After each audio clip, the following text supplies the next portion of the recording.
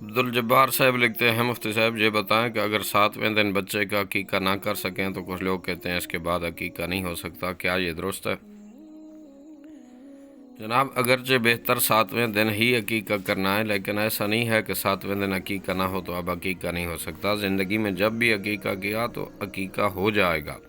ہاں 7ویں دن کے بعد عقیقہ کیا جائے تو بہتر ہے 14ویں، 21ویں، 28ویں دن علی حاصل قیاس، یعنی 7 دنوں کے اعتبار سے عقیقہ کیا جائے۔ صدر الشریعہ مفتی امجد علی اعظمی علیہ الرحمہ تحریر فرماتے ہیں 7ویں دن اس کا نام رکھا جائے اور بچے کا سر مونڈا جائے، اور سر مونڈنے کے وقت عقیقہ کیا جائے اور بالوں کو وزن کر کے اتنی چاندی یا سونا صدقہ کیا جائے۔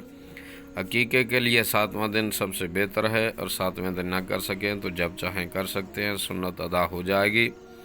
بعد نے یہ کہا کہ 7ویں یا 14ویں یا 21ویں دن یعنی 7 دن کا لحاظ رکھا جائے تو یہ بہتر ہے، اور یاد نہ رہے تو یہ کرے کہ جس دن بچہ پیدا ہو اس دن کو یاد رکھے، اس دن سے ایک دن پہلے والا دن جب آئے تو وہ 7واں ہوگا۔ مثلا جمعے کو پیدا ہوا تو جمعرات 7ویں دن ہے، اور سنیچر کو پیدا ہوا تو 7ویں دن جمعہ ہوگا۔ پہلی صورت میں جس جمعرات کو اور دوسری صورت میں جس جمعے کو عقیقہ کرے گا اس میں 7ویں کا حساب ضرور آئے گا۔